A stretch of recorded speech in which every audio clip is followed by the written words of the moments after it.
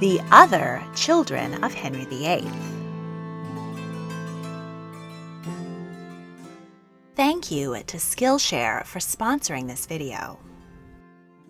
Even the most casual student of English history will have heard of Henry VIII's 3 surviving legitimate children, Queen Mary I, Queen Elizabeth I, and King Edward VI.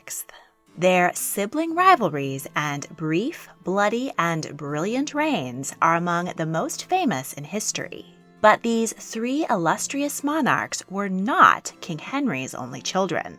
He had a legitimate son with his wife, Catherine of Aragon, whose tragic death changed the course of history. An acknowledged illegitimate son whom he considered making a king, and as many as 6 other children with his mistresses. They included a pirate con artist, Queen Elizabeth I's closest friend, William Shakespeare's patron, and a playwright. Here are their stories. Henry, Duke of Cornwall. Henry VIII became King of England at the age of 18. He married his brother's widow, the intelligent and beautiful 24-year-old Spanish princess, Catherine of Aragon. The happy couple became pregnant almost at once, but Catherine gave birth to a stillborn daughter. 1 year later, on New Year's Day, 1511, the Queen gave birth to a healthy baby boy. The royal couple were overjoyed at the birth of their son and at having secured the Tudor dynasty. Henry ordered bonfires lit throughout London and free wine filled the fountains. The midwife received a large cash reward. The Queen looked on with pride as her son was washed, swaddled, and placed in his enormous cradle. Custom required Queen Catherine to remain in bed for 30 days following the delivery, so she was not able to attend her son's lavish christening ceremony, which took place when he was 5 days old. The baby was named Henry for his father and the long line of King Henrys who had ruled England before him. He was also granted the title of Duke of Cornwall, the land-rich peerage which belonged to the heir to the throne since Edward the Black Prince in 1337 and belongs to Prince Charles today. Baby Henry was showered with expensive gifts from lords and monarchs near and far. Once Catherine had been purified by the churching ceremony, she and Henry returned to Westminster Palace and left their infant son behind at Richmond Palace. As was the custom for royal offspring, baby Henry would have been visited often by his parents, but raised by his own household of nurses and staff. At Westminster, the King and Queen threw extravagant celebrations, rivaling their own joint coronation, including feasts, masks, and a jousting tournament with lavish prizes. But the mood turned suddenly from joy to despair when Henry and Catherine were informed that their baby son had died at just 52 days old. His mother Catherine was inconsolable. It was not clear what happened. Infant mortality was tragically common at the time. Reports suggest that he died of a bronchial infection. The prince's tiny coffin was conducted to Westminster Abbey aboard a barge draped in black cloth and accompanied by courtiers dressed in black, and 150 paupers paid to pray for the soul of the would-be king. He was given a grand state funeral, which, according to custom, his parents were not allowed to attend. Henry VIII and Catherine of Aragon were devastated at the death of their son and their hopes for the future. But at 20 and 26, they believed that they had many years ahead of them to have more healthy children. As we know, that's not what happened. Catherine delivered 4 more babies, but 3 of them died shortly after birth. Her only surviving child was a daughter, Princess Mary, who was born 5 years after the death of her older brother. Henry VIII's father had taken the throne by force based on a somewhat dubious claim, and the only other time a woman had attempted to rule England, Matilda in the 1100s, her cousin Stephen seized the throne from her, and the kingdom fell into war for 20 years. Henry VIII was sure that the only way to secure his dynasty and avoid bloodshed was to hand the throne to a son. Had baby Henry lived, he would have been a man of 36, likely with children of his own when his father died in 1547, making him King Henry IX. But instead, Henry VIII's quest to father a legitimate male heir became the stuff of legends and memes. He threw his once beloved wife Catherine aside, breaking with the Catholic Church in order to divorce her. He launched the Protestant Reformation in England, which cost the lives of thousands of people over the following centuries. And he personally went through 6 different wives, beheading 2 of them, all in the quest to secure his dynasty with sons. And all of this might never have happened if poor baby Henry, Duke of Cornwall, had lived. Henry Fitzroy. Throughout his life, Henry VIII had numerous dalliances with women, as was expected of a king. In France, the king's mistress, or maîtresse en titre, was an official court title. But 10 years into his marriage to Catherine of Aragon, Henry only had one living legitimate child, 3-year-old Princess Mary. The king's ego pushed him to prove to the world that he was indeed capable of fathering sons, and he did so by chasing even more women. Enter Elizabeth Bessie Blount, a teenage lady-in-waiting to the queen. She became pregnant while Catherine of Aragon was in confinement giving birth to another stillborn child.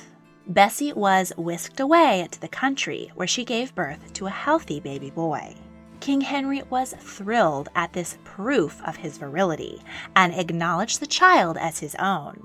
He was named Henry after his father, and Fitzroy, the Anglo-Norman name meaning son of the king, and historically given to illegitimate royal children. King Henry even proudly showed off his baby son at court while Queen Catherine was out of town. Baby Henry was raised much as a legitimate royal child would have been. He was moved from house to house with the royal nursery and lived alongside his older sister Mary. His mother had little control over his life. The king arranged a marriage for Bessie with Gilbert Baron Tailboys of Kyme. By Henry Fitzroy's 6th birthday, his royal father still didn't have any legitimate sons, and Queen Catherine was about to turn 40. The king threw decency and his wife's feelings to the wind and held a grand birthday banquet for his only son. He also granted him the titles of Duke of Richmond, Duke of Somerset, and Earl of Nottingham. Dukedoms were rarely granted outside the royal family, and a double dukedom was an especially exalted honor. The titles came with vast wealth and land, primarily passed down from the king's grandmother, Margaret Beaufort. The title Duke of Somerset was particularly significant as its first holder, John Beaufort, had been born illegitimate but was later recognized as a royal. It seemed the king was setting his son Henry Fitzroy up as an option to be his own heir. The 6-year-old was also named Lord President of the Council of the North, making him, in name, the governor of Northern England. He was moved to a new household in Yorkshire. At 10, Fitzroy was made Lieutenant of Ireland, a position that had existed under various names since the English conquered their Irish neighbors in 1169. His father wanted to crown him King of Ireland, but the council advised against it, fearing that if Henry Fitzroy did not end up becoming King of England as well, then the two countries would once again become rivals. Frustrated at not yet having a legitimate male heir, King Henry began inquiries into having his marriage to Catherine of Aragon annulled. Those counselors who were opposed to the breakup offered an alternative: that Henry Fitzroy should wed his half-sister, Princess Mary. As her husband, he could claim the title of King of England, and the Tudor dynasty would have been secured through their children. The Pope was even willing to grant a special dispensation for this incestuous marriage. European royals were infamous for marrying their own cousins, but a marriage between siblings was a step too far. Henry VIII was not as keen on this idea as he was on leaving Catherine, marrying his new paramour, Anne Boleyn, and, he hoped, fathering more sons by her. So Henry Fitzroy was instead married to Lady Mary Howard, the only daughter of Thomas Howard, Duke of Norfolk, one of the king's closest advisors and a cousin to Anne Boleyn. Fitzroy's new father-in-law held hopes that his daughter might one day be a queen. King Henry went on to marry Anne Boleyn, but she also only gave him one living child, a daughter Elizabeth. Henry beheaded Anne and pushed a bill through Parliament disinheriting Elizabeth and allowing him to designate his own successor, legitimate or not. The king might have intended this bill to allow him to name his only living son his heir. But sadly, Henry Fitzroy contracted tuberculosis and died at the age of 17. 1 year later, King Henry finally did get a legitimate son, Edward. Henry VIII's royal children grew up in palaces and wanted for nothing, but his illegitimate children were pretty much on their own, so they had to develop their cunning and skills in order to make a good life for themselves in Tudor England. If you were also not lucky enough to be born a royal, then you can develop a myriad of practical and valuable skills on Skillshare. This online learning community has thousands of classes on topics including filmmaking, web design, writing, entrepreneurship, and a lot more. I've been getting some great tips to work more efficiently and eke out a little more me time with productivity for creatives, taught by fellow YouTuber Thomas Frank, and capturing some great moments with my friends and family with portrait photography led by fashion photographer Jessica Kobesi. So if you want to develop new creative skills for the 21st century, then check out Skillshare. The first 1,000 people to click the link will get a 1-month free trial of Skillshare membership. And now, back to history. Thomas Stukley. During the summer that Henry Fitzroy was born, while Henry VIII was on progress, he spent the night at Atherton Castle. 9 months later, the lady of the manor, Jane Pollard, gave birth to a son, Thomas. Jane's husband, Sir Hugh Stukley, claimed the boy as his own, but it was widely whispered that his true paternity was higher born. Young Thomas was mentored by King Henry's brother-in-law, the Duke of Suffolk, and the Bishop of Exeter, higher persons than would normally have taken an interest in the son of a knight. Thomas joined the army and was present during the siege of Boulogne, France. Next, he entered the service of Edward Seymour, regent to Henry's successor and only surviving legitimate son, King Edward VI. When Seymour fell from grace and was beheaded, an arrest warrant was also issued for Thomas, but he managed to escape to France where he became a mercenary. King Henry II sent him back to England to the court of his half-brother Edward VI. Thomas told the 15-year-old king that he had been sent by the French as part of an invasion plot, but that he had decided instead to warn his brother and remain loyal to him. Edward believed Thomas, but his new regent, John Dudley, did not. King Edward died a year later and left his brother a legacy, which Thomas burned through quickly. He then returned to the life of a soldier of fortune and took up robbery as a side gig. He was in and out of prison for the next several years.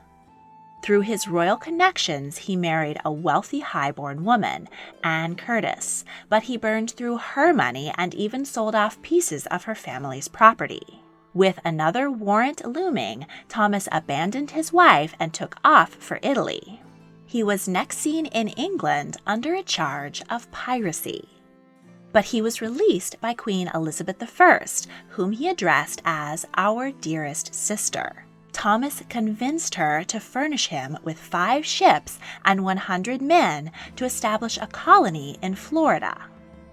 Having staged a naval pageant for the Queen on the Thames, he promptly sailed his fleet to Ireland, from whence he began privateering against French, Spanish, and Portuguese ships.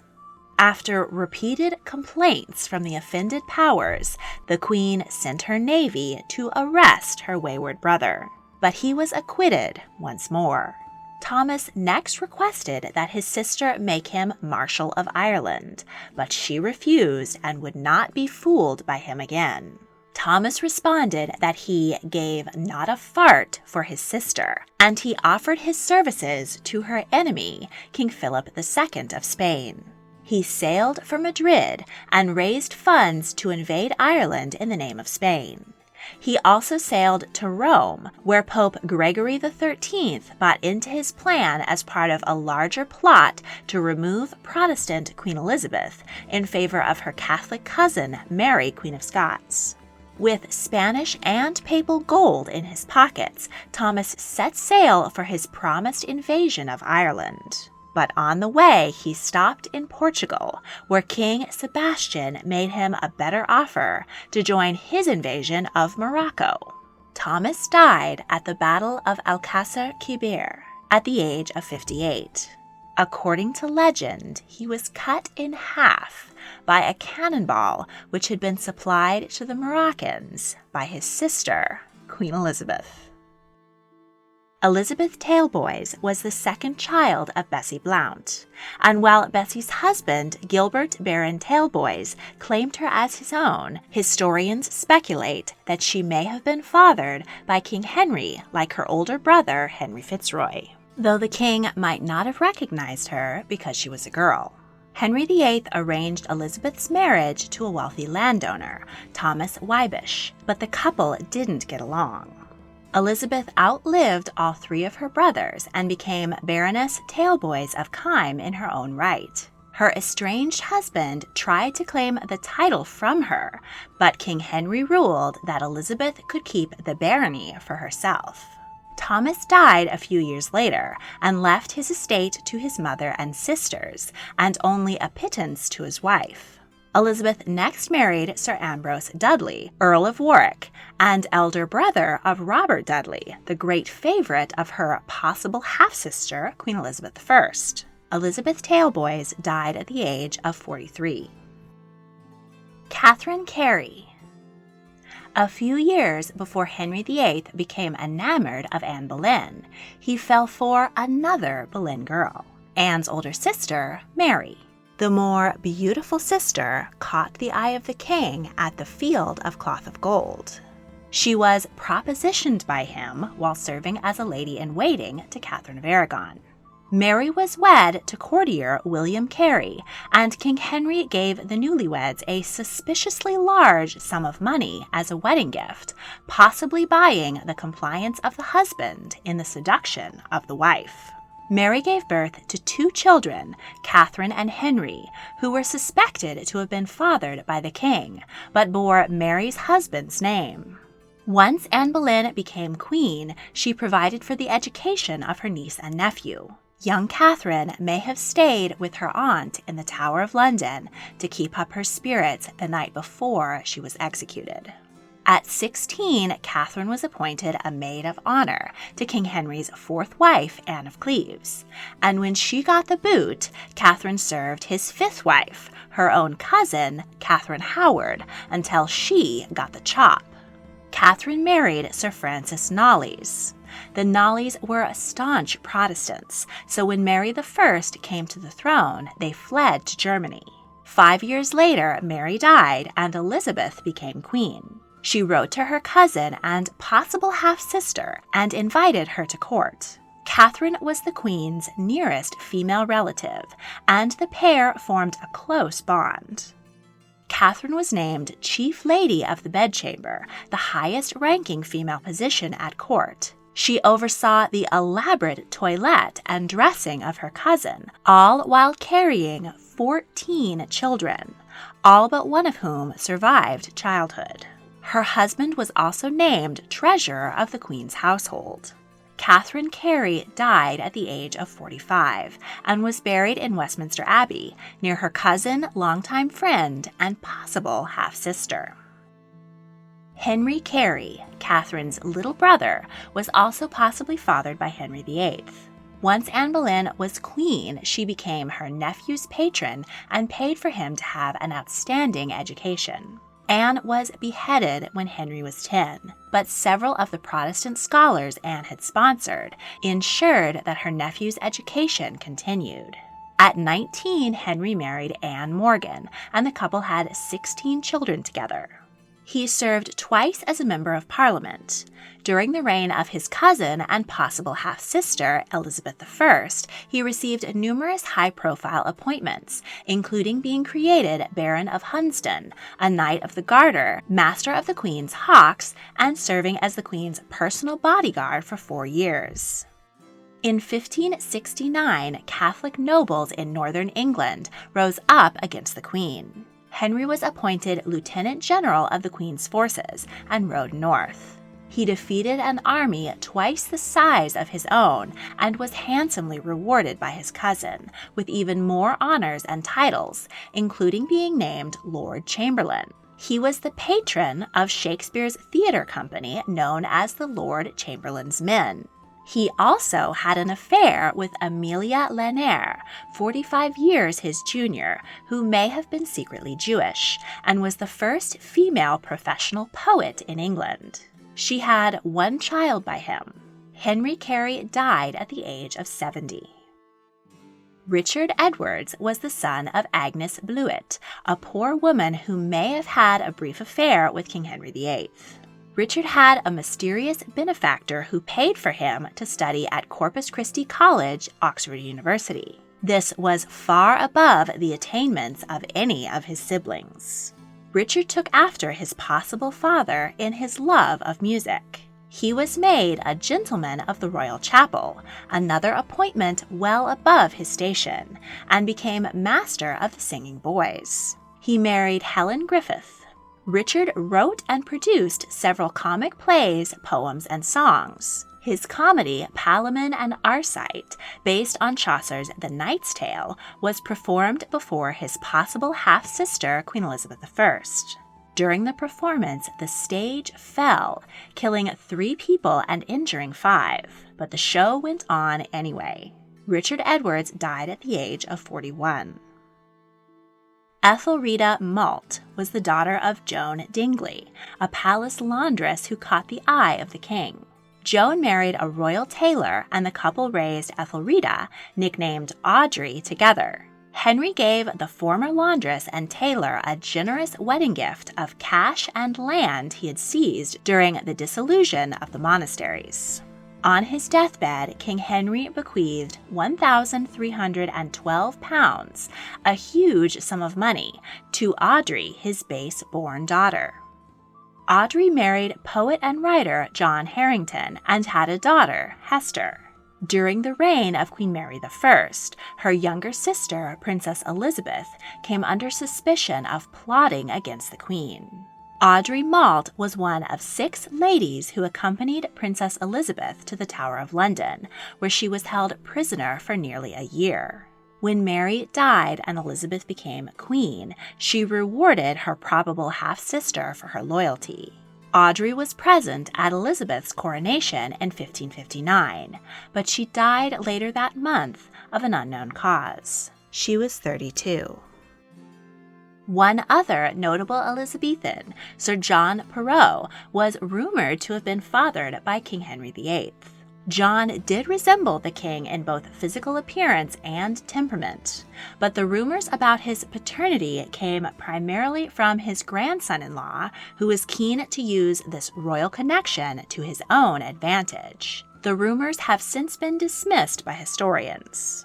John was his mother, Mary Berkeley's 3rd child, and King Henry's MO was to go after young, usually unmarried women.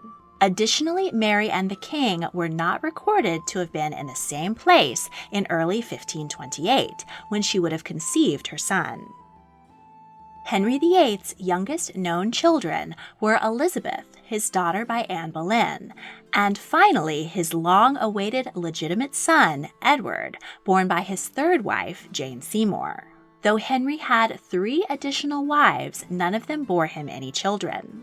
Following Henry VIII's death, his 3 surviving legitimate children each had their chance to sit on the throne. As the only son, 9-year-old Edward VI got the crown first. He died after a brief reign at the age of 15 from tuberculosis. Following a 9-day interlude during which a cousin, Lady Jane Grey, tried to take the crown, 37-year-old Mary I became queen. She was desperate to convert the country back to Catholicism and executed over 300 religious martyrs, earning the nickname Bloody Mary.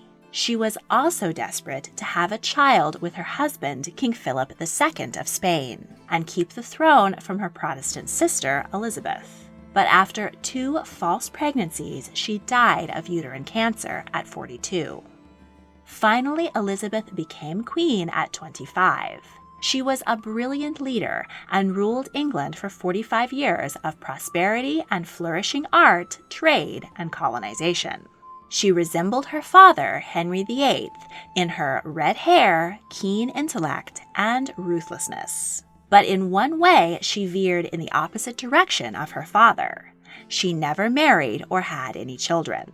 In fact, none of Henry's 3 famous offspring bore him any grandchildren, and after Elizabeth's death, the throne was passed to James VI of Scotland, the grandson of Henry's sister, Margaret. So officially, Henry VIII's bloodline died with Elizabeth. But Henry did have as many as 33 grandchildren by 3 of his 7 illegitimate children, many of whom became prominent nobles and had numerous children of their own. So Henry VIII's lineage lived on through them. A special thank you goes to my patrons, Joshua Jordan, Christina Ruiz, and Elizabeth Barlow. If you enjoyed this video, please like, subscribe, comment your thoughts, and check out my other royal history videos. If you really want to help, please consider supporting me on Patreon. A link is in the description. Thank you for watching.